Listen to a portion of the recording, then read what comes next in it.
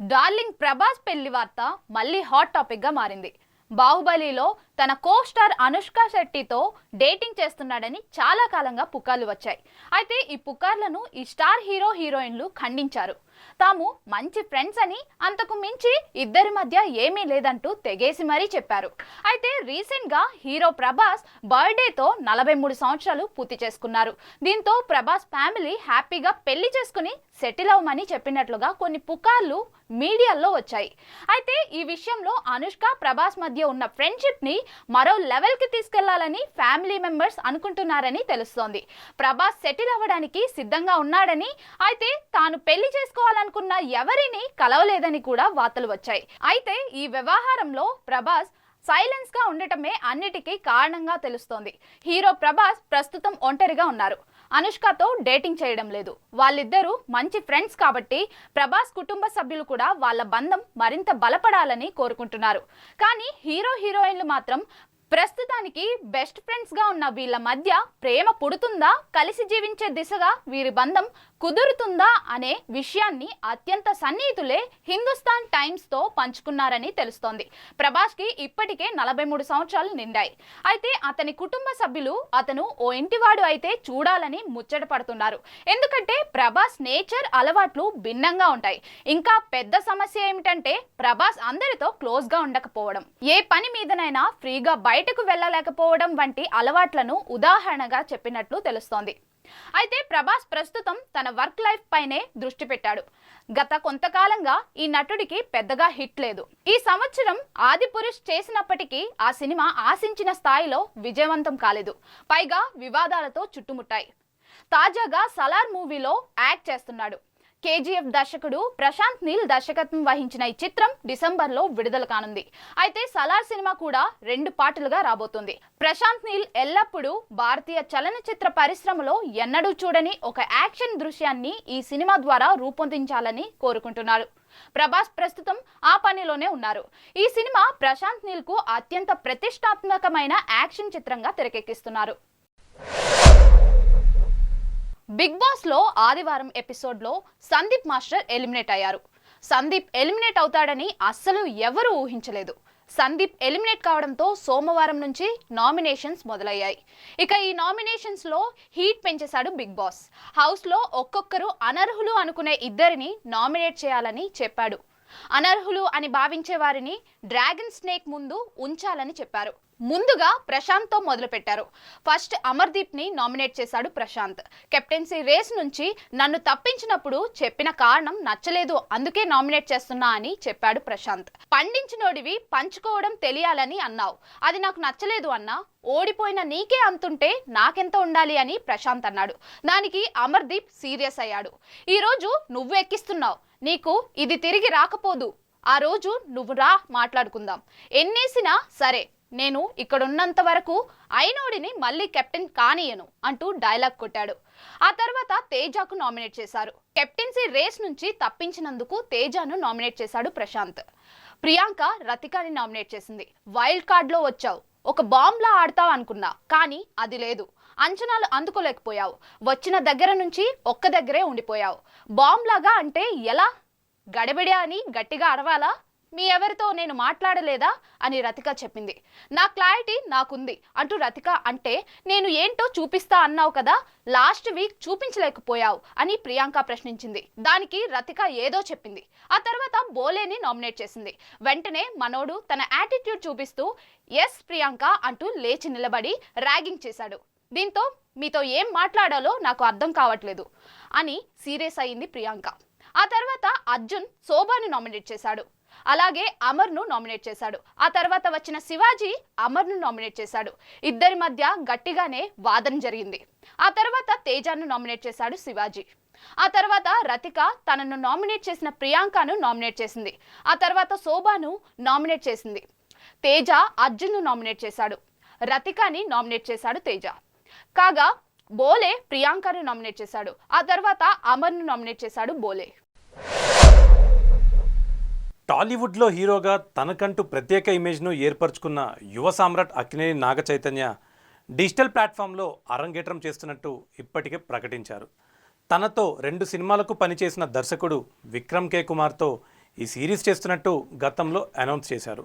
దీనికి దూత అని టైటిల్ పెట్టారు. అమెజాన్ ప్రైమ్ వీడియో రూపొందిస్తున్న మొట్టమొదటి తెలుగు సిరీస్ ఇది. అయితే ఈ సిరీస్ను ప్రకటించిన తర్వాత మళ్ళీ ప్రైమ్ వీడియో నుంచి ఎలాంటి అప్డేట్ లేదు. ఆ మధ్య నాగ చైతన్యే ఈ సిరీస్ గురించి మీడియా ముందు స్పందించారు. ఈ సిరీస్కు సంబంధించిన చిత్రీకరణను తాను పూర్తి చేసి చాలా కాలం అయిందని, అమెజాన్ ప్రైమ్ వీడియో ఎందుకు ఆలస్యం చేస్తుందో తనకు తెలియదని అన్నారు. స్ట్రీమింగ్ తేదీని ప్రైమ్ వీడియోనే ప్రకటిస్తుందని చెప్పారు. మొత్తానికి ఇప్పుడు ఆ సమయం ఆసన్నమైందని ఇండస్ట్రీ వర్గాలు అంటున్నాయి. నిజానికి ఆగస్టులో ఈ సిరీస్ను అమెజాన్ ప్రైమ్ వీడియో రిలీజ్ చేస్తుందని వార్తలు వచ్చాయి. కానీ అది జరగలేదు. కానీ ఈసారి మాత్రం పక్కా అంటున్నారు. డిసెంబర్ 1 నుంచి ప్రైమ్ వీడియోలో దూత స్ట్రీమింగ్ కానుందని విశ్వసనీయ వర్గాల సమాచారం. మొత్తం 8 ఎపిసోడ్లుగా ఈ సిరీస్ రానుందట. ఒక్కో ఎపిసోడు 40 నిమిషాల నిడివితో ఉంటుందని తెలుస్తోంది. ఈ వెబ్ సిరీస్ను ప్రైమ్ వీడియోతో కలిసి శరత్ మరార్ నిర్మించారు. దాదాపు 40 కోట్ల బడ్జెట్తో ఈ సిరీస్ను నిర్మించారట. నాగ చైతన్య నటించిన మనం, థ్యాంక్ యూ సినిమాలకు విక్రమ్ కే కుమార్ దర్శకత్వం వహించారు. మళ్ళీ నాగ చైతన్య, విక్రమ్ కే కుమార్ కాంబినేషన్లో అనగానే అందరూ సినిమా అనుకున్నారు. కానీ ఇది వెబ్ సిరీస్ అని గత సంవత్సరమే ప్రకటించారు. గత సంవత్సరం మేలో షూటింగ్ ప్రారంభమైంది. ఆగస్టులో చిత్రీకరణ పూర్తయింది. అయితే అప్పటి నుంచి అమెజాన్ ఈ సిరీస్ను చెక్కుతూనే ఉంది. మొత్తానికి ఇప్పుడు విడుదల చేస్తుంది. ఈ సిరీస్లో పార్వతి తిరువోతు, ప్రియా భవానీ శంకర్, ప్రాచి దేశాయ్, తరుణ్ భాస్కర్ ముఖ్య పాత్రలు పోషించారు. క్రైమ్ థ్రిల్లర్ జోనర్లో ఈ సిరీస్ను రూపొందించినట్టు సమాచారం.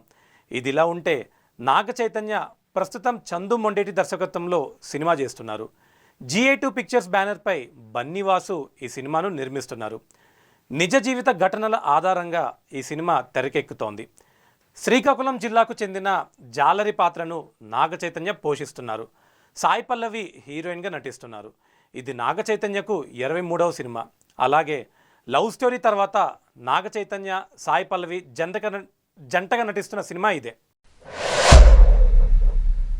వరుణ్ తేజ్, లావణ్య త్రిపాఠి తమ జీవితాల్లో కొత్త అధ్యాయాన్ని మొదలు పెట్టబోతున్నారు. పెళ్లి బంధంతో వీళ్ళిద్దరూ ఒక్కటి కాబోతున్నారు. గత కొన్నేళ్లుగా ప్రేమించుకుంటున్న ఈ జంట ఇవాళ ఇటలీలోని టస్కీలో పెళ్లి చేసుకోబోతున్నారు. ఇప్పటికే టస్కినీలోని బార్గోసాన్ ఫెలిసే రిసార్ట్లో పెళ్లి వేడుకలు మొదలయ్యాయి. మొన్న రాత్రి కాక్టైల్ పార్టీ ఇచ్చిన వరుణ్ లావణ్య జంట నిన్న బార్గోసాన్ ఫెలిసే రిసార్ట్లో హల్దీ వేడుకలతో ప్రీ వెడ్డింగ్ సెలబ్రేషన్స్ మొదలుపెట్టింది. ఈ హల్దీ వేడుకలో మెగాస్టార్ చిరంజీవి సురేఖ దంపతులు, నాగబాబు పద్మజ దంపతులతో పాటు రామ్ చరణ్, ఉపాసన, అల్లు అర్జున్, స్నేహారెడ్డి, సాయిధరం తేజ్, ఇతర మెగా అల్లు కుటుంబ సభ్యులు పాల్గొన్నారు. అందరూ పసుపు రంగు దుస్తుల్లో మెరిసిపోయారు. ఇప్పటికే కొన్ని ఫోటోలు బయటికి వచ్చాయి. ఇక నిన్న సాయంత్రం మెహందీ ఫంక్షన్ కూడా జరిగింది. అలాగే సంగీత్ కార్యక్రమాన్ని కూడా నిర్వహిస్తారు. ఈ సంగీత్లో కొనిదల ఫ్యామిలీ డ్యాన్స్లతో సందడి చేయనుంది. ఇక ఈరోజు మధ్యాహ్నం వరుణ్ లావణ్య పెళ్లి జరగనుంది. మధ్యాహ్నం 2:48 ముహూర్తం. రాత్రి 8:30 నుంచి రిసెప్షన్ ఉంటుంది. ఇదిలా ఉంటే ఈ పెళ్లి వేడుకలో మెగా అల్లు కుటుంబ సభ్యులతో పాటు సినిమా ఇండస్ట్రీకి చెందిన కొంతమంది అతిథులు హాజరు కాబోతున్నారు. ఇప్పటికే హీరో నితిన్, ఆయన భార్య శాలిని ఇటలీ చేరుకున్నారు. ఇక అక్కినేని నాగ చైతన్య, సమంత, రష్మిక మందన కూడా ఈ పెళ్లి వేడుకలో పాల్గొనున్నట్టు సమాచారం. వీరంతా హైదరాబాద్ నుంచి ఇప్పటికే బయలుదేరి వెళ్ళారట. నాగ చైతన్య, సమంత విడిపోయిన తర్వాత ఒక ఫంక్షన్లో ఎదురెదురవడం ఇదే తొలిసారి అని అంటున్నారు. మరి ఆ ఫోటోలు బయటికి వస్తాయో లేదో చూడాలి. ఒకవేళ నాగ చైతన్య, సమంత ఎదురెదురు పడితే వారి హావభావాలు ఎలా ఉంటాయి, అసలు వాళ్ళు ఎలా రియాక్ట్ అవుతారని చాలామంది ఎదురు చూస్తున్నారు. తెలుగుదేశం పార్టీ అధినేత చంద్రబాబు 13 గంటల ప్రయాణం తర్వాత ఉండవల్లిలోని తన నివాసానికి చేరుకున్నారు. నిన్న సాయంత్రం 4:40 రాజమండ్రి నుండి బయలుదేరిన చంద్రబాబుకు దారి పొడవునా పెద్ద ఎత్తున అభిమానులు, కార్యకర్తలు ఘనస్వాగతం పలికారు. దీంతో ఉండవల్లికి రావడం ఆలస్యమైంది. అక్కడి నుంచి చంద్రబాబు హైదరాబాద్కు వెళ్ళి వైద్య పరీక్షలు చేయించుకోనున్నారు. టీమిండియా మిస్టర్ 360 సూర్యకుమార్ కెమెరామెన్ అవతారం ఎత్తి ముంబై మెరైన్ డ్రైవ్లో అభిమానులను ఇంటర్వ్యూ చేశారు. ఆయన మాస్క్, క్యాప్ ధరించడంతో ఎవరూ గుర్తించలేదు. అయితే ఓ అభిమాని స్కై అభిమాని చెప్పడంతో మాస్క్ తీసి ఆమెకు ఎప్పటికీ మర్చిపోలేని జ్ఞాపకాన్ని అందించారు. ఈ వీడియోను బీసీసీఐ తన వెబ్సైట్లో పంచుకుంది. వరల్డ్ కప్లో రేపు శ్రీలంకతో జరిగే మ్యాచ్ కోసం టీమిండియా ముంబైకి చేరుకుంది. మాస్టర్ బ్లాస్టర్ సచిన్ టెండూల్కర్ విగ్రహాన్ని రేపు ముంబై క్రికెట్ అసోసియేషన్ వాంఖడే స్టేడియంలో ఆవిష్కరించనుంది. సచిన్ టెండూల్కర్ స్టాండ్ సమీపంలో ఈ విగ్రహాన్ని ఏర్పాటు చేసింది. ఈ కార్యక్రమంలో మహారాష్ట్ర ముఖ్యమంత్రి ఏక్నాథ్ షిండే, డీసీఎం దేవేంద్ర ఫడ్నవీస్ పాల్గొంటారు. హోమ్ గ్రౌండ్ అయిన వాంఖడేలో సచిన్ పేరిట ఎన్నో రికార్డులున్నాయి. ఇదే మైదానంలో భారత్ వరల్డ్ కప్ 2011 గెలిచిన విషయం తెలిసిందే. Telugu Desam party chief Chandrababu convoy Vijayawada చేరుకుంది. నిన్న సాయంత్రం జైలు నుంచి బయటకు రాగా 12 గంటలుగా ఆయన ప్రయాణం చేస్తూనే ఉన్నారు. దారి పొడవునా వేలాది వాహనాలు చంద్రబాబు వెంట వస్తుండడంతో ఆలస్యం అవుతుందని పోలీసులు తెలిపారు. ప్రకాశం బ్యారేజ్ నుంచి ఉండవల్లిలోని ఆయన నివాసానికి వెళ్లేలా కాన్వాయ్ను మళ్లించారు. మిల్కీ బ్యూటీ తమన్నా, నటుడు విజయ్ వర్మ లవ్ టైం ఆస్వాదిస్తున్నారు. ముంబైలో నిర్వహించిన జియో వరల్డ్ ప్లాజా ఈవెంట్లో ఈ లవ్ బర్డ్స్ పాల్గొన్నారు. ఇద్దరు కలిసి వైట్ ఇన్ వైట్లో తలుక్కుమన్నారు. వీరు చేసిన ర్యాంప్ వాక్ కార్యక్రమంలో సెంటర్ ఆఫ్ అట్రాక్షన్గా నిలిచింది. ఈ ఏడాది ఆరంభంలో తమన్నాను విజయ్ ముద్దు పెట్టుకున్న వీడియో వల్ల వీరి ప్రేమ వ్యవహారం బయటపడింది. ఈ విషయాన్ని వారు కూడా కన్ఫర్మ్ చేశారు.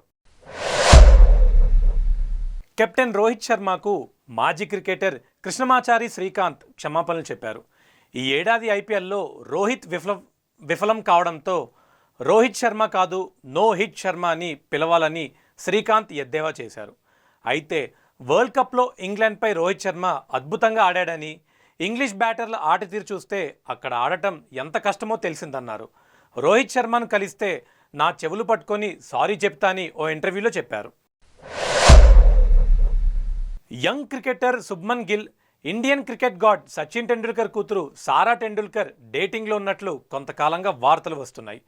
తాజాగా వీరిద్దరూ ఒకే హోటల్ నుంచి వస్తూ కెమెరాకు చెక్కారు. దీంతో వీరు డేటింగ్లో ఉన్నారంటూ వస్తున్న వార్తలకు బలం చేకూరింది. ఇదిలా ఉంటే ఈ మధ్య ఇండియా మ్యాచ్లకు పదే పదే సారా రావడం, గిల్ బాగా ఆడితే సెలబ్రేట్ చేసుకున్న చిత్రాలు ట్రెండ్ అవుతున్నాయి. లంచం తీసుకుంటూ ఉండగా ఓ విద్యుత్ అధికారి ఏసీబీ అధికారులకు పట్టుబడిన ఘటన హైదరాబాద్లో జరిగింది. వివరాల్లోకి వెళ్తే ఓ ఇంటికి సంబంధించిన విద్యుత్ మీటర్ ఇవ్వడానికి గచ్చిబౌలి అసిస్టెంట్ డివిజనల్ ఇంజనీర్ రాము ఓ వ్యక్తిని 30,000 రూపాయలు లంచం అడిగాడు. దీంతో బాధితులు ఏసీబీ అధికారులకు ఫిర్యాదు చేశారు. రంగంలోకి దిగిన అధికారులు గచ్చిబౌలిలోని ఏడీఈ కార్యాలయంలో మంగళవారం లంచం తీసుకుంటుండగా రెడ్ హ్యాండెడ్ గా పట్టుకున్నారు.